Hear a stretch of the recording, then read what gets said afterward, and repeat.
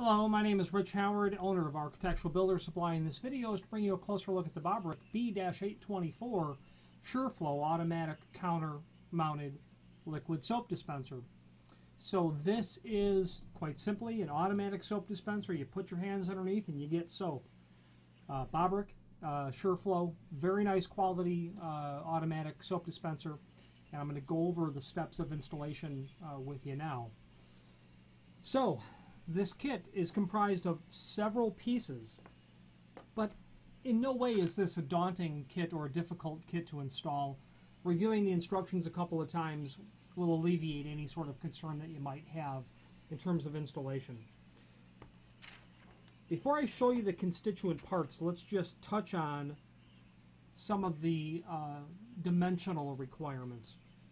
You're going to need an 1 3/8" diameter hole through the countertop.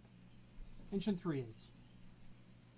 You'll need a minimum of 18-inch vertical clearance below the counter. You're going to need a minimum 5-inch diameter. Imagine a 18-inch long, 5-inch diameter cylinder. You need all that space clear to fit everything in. You need a minimum 2 1/4-inch diameter needed for the mounting nut directly below the sink rim. So you've got to be able to get your hands up in there. You'll need 6 to 8 inch from the wall to the 1 3/8 hole, and 2 1/2 to 3 inches from the sink rim to the hole. So 6 to 8 from the wall, 2 1/2 to 3 inches from the sink rim. Touching on the end of that, there is a template included with the unit. Okay, there are dimensional drawings showing all of that, what we just discussed. It's simple and straightforward. If you've got a new installation, simply locate your 1 3/8 hole per the template. If you're doing a retrofit installation, make sure that your hole diameter and your physical location of the hole is compliant with what you need for this unit. And if you're good to go, you're good to go. Now, there are a couple of dozen steps in terms of the installation of this. And there is a link to the product installation below that, and by all means follow along to give yourself an idea of what we're dealing with. Step 1 is going to be locating or placing the gasket. You can see that that's a specific profile. You know what? Before we get into installation, let's go over all the parts. You're going to have a gasket that goes on top of the counter and will meet underneath the finished soap spout. The soap spout itself, the threaded column underneath it, your fill tube that will connect to another assembly, your fiber-optic cables. You want to be cognizant that you're not to damage those whatsoever or kink them or anything like that. Just be gingerly when dealing with them. They're fiber-optic cables. While we're speaking of that, when this arrived, one of these three were not seated in its rubber gasket. It's no problem. Just carefully slide it back in there. And we'll go over that in a moment. Just feeding myself a little bit extra length so that none of them come out while I go through all this. You'll have a wave washer, which I'll show you in a moment. You'll have what's called your retainer back, which is these two pieces here. I'll show you how that goes together. You'll have a bob key. You'll have a large bottle cap. You'll have a small screw to hold your retainer back together. A rubber QC gasket. A mounting nut. From the business end of this, your bottle cap, called your bottom housing. That's going to include the electronics. That'll include the connection for the battery pack. That's here. You're going to get a fiber-optic cable cover. Okay, you're just going to get that over your fiber-optic cables to protect them from unintentional damage. And you're going to get a plastic tie to hold everything neat and together for you. So let's go through the installation. I've installed this this material, and it's really easy. It's just, you know, there's a little bit of warm-up, you know, reading the instructions a couple of times. So number one is to place your gasket over the hole that you've created in the countertop. You can see that there's a definite profile to that, and of course that profile needs to match up with everything that you're doing underneath here. So it needs to go together like this. When you get that seated in there properly, it fits like hand in glove. No problem at all with that. Then, once you got the gasket on top, or you can put it on there and then insert the entire assembly down through your 1 3/8" mounting hole. Okay. Once you've got that down through your hole, you'll insert your wave washer up underneath, being real careful of the optic cables. That tube you're going to want to leave in its channel there. And the wave washer will sit there. Then your bottle cap nut.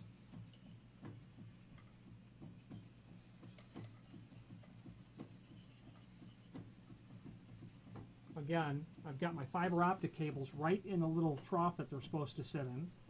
And you'll be able to get that tightened up all the way up over your cabinet. Obviously, you've got a very tall column of a threaded post here. I continue to forget what that is properly called. Anyway, you'll get that tightened up completely.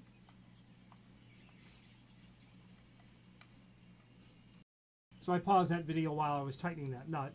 So your gasket fits underneath. You've got your wave washer down here, and you simply tighten that through your cabinet. That's a good part of the way getting all this done. Okay, now moving on, you're going to have,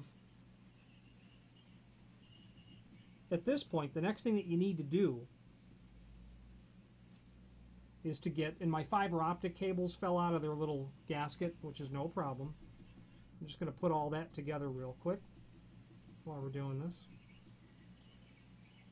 They can go in any order that you want. Okay. The next thing to do over this entire installed column is to come with the bottle cap underneath and onto the post here. You need to hold it up there.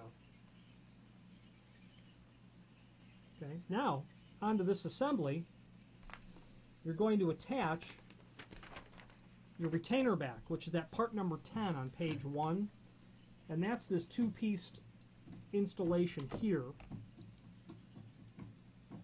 Little hinge mechanism on this back side, and then that screw that I mentioned earlier holds this all together right through here, and it will thread into the female portion here. You can see that you've got this duckbill valve that's here. That needs to stay inside of here. You've got this leg here as well. Those need to be on the same side. And you get that clamped together, which is in effect, and I'm not going to put it together because I don't want to get those threads started.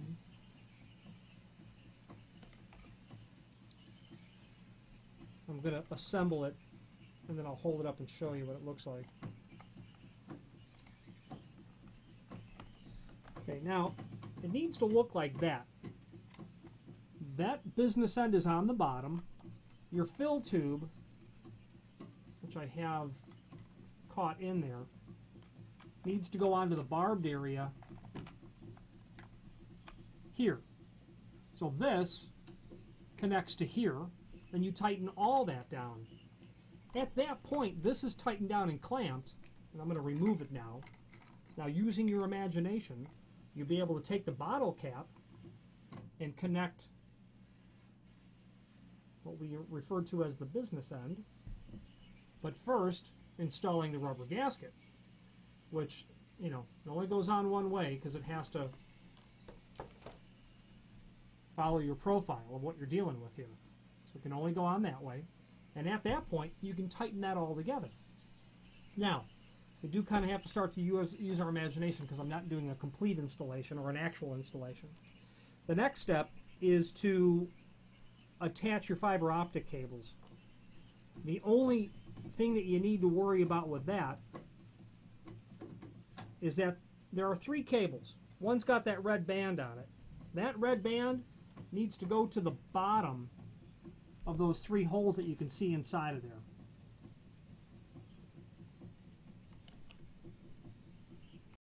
Okay, I did need to correct one thing that I unintentionally said. I said that it didn't matter what in what order you put the cables. It does naturally matter. This rubberized wedge washer has a slot, has a profile to it here, and then a larger one on the top. I know it's hard for you to see that. Well, that is the top. I just said it. That's the bottom. So you've got a preparation on the inside of this for that rubberized slot to go into.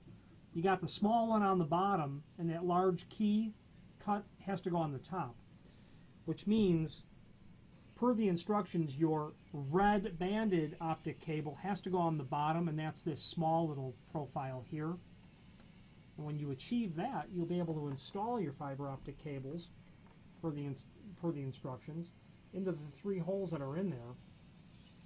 It is a bit difficult to do, there's no doubt about it, but they do slide in without too much effort.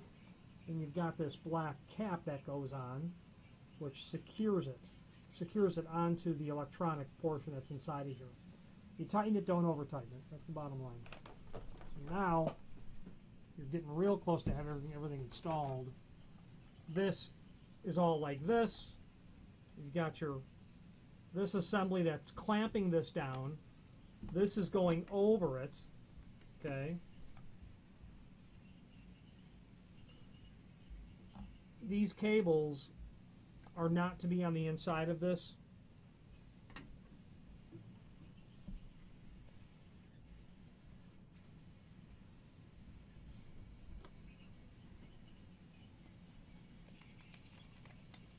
Having this shown properly, forgive me,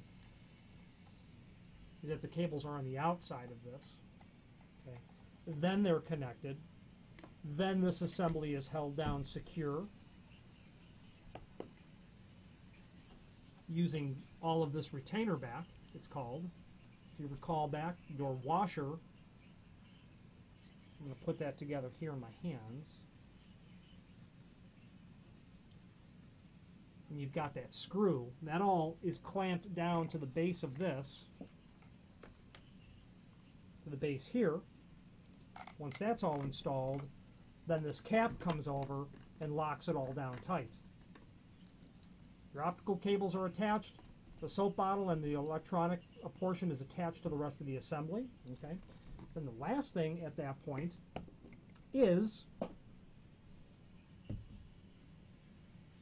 the cleaning up of your wires, and this is the portion that's used for your optic cables. You just get that over all of that.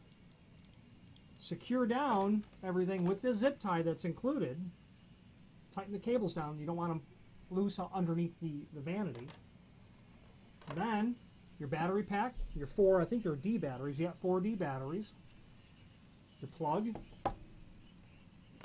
goes into here. That's it. You attach this and you remove this cap with a screwdriver. You'll have the ability to secure that down with screws to the inside of the cabinetry. Now, filling, you're done at that point. There's not much else to do there.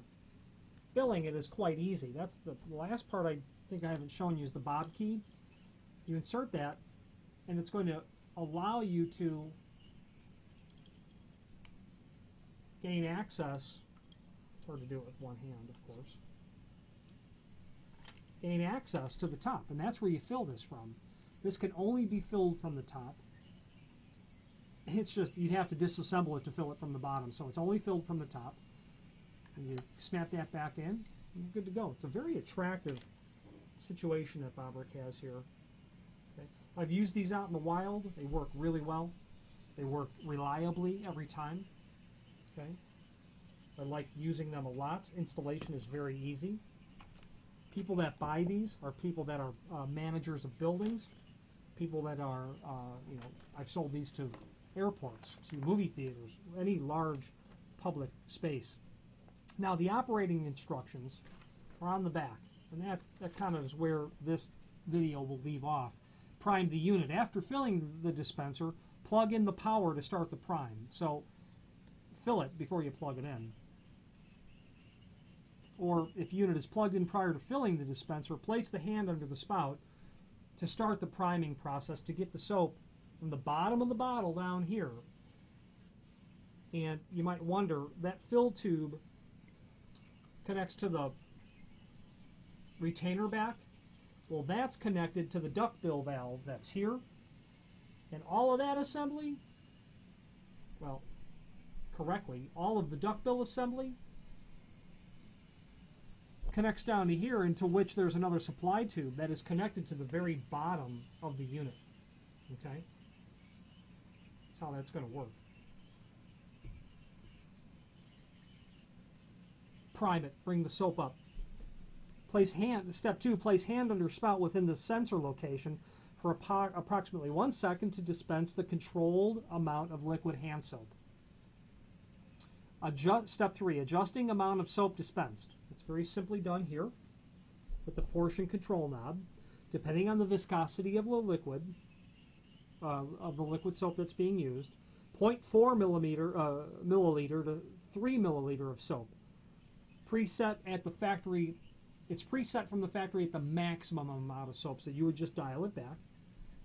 To reduce the output, rotate the portion control knob counterclockwise.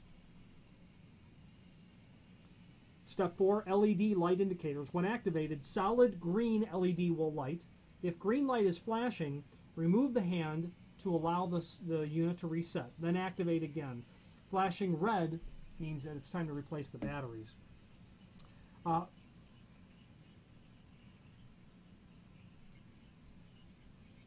Routine maintenance is very simple, and that is generally how parts are unintentionally broken. So if you have need for replacement parts, feel free to reach out to us.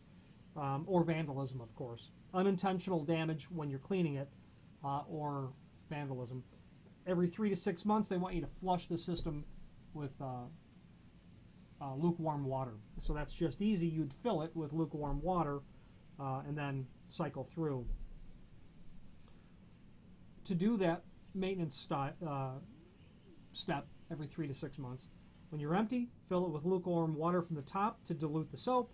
Press on automatic system flush button to flush the system. And that little button is this little guy right here. So that'll run through a routine of flushing it out, which is really easy to do. When you're done, fill the unit with fresh soap. Back to business. There is a troubleshooting guide here which you can go through. And while I'm sure that I've somewhat misspoke at a certain point, those are the steps of installation. There is an optional AC adapter kit, which we sell often for these. That is a part number 3974-58 from Bobrick. Very common and very typical to sell those. Generally, people don't buy those when they buy this kit. Later on, they realize, you know what, I'm sick and tired of playing with batteries, and they just get the optional transformer, provided, of course, you've got power within reach of the soap dispenser, under the cabinet, generally. If you have any questions on the Bobrick B-824 automatic soap dispenser or any other Bobrick product, please feel free to reach out to us. Thank you.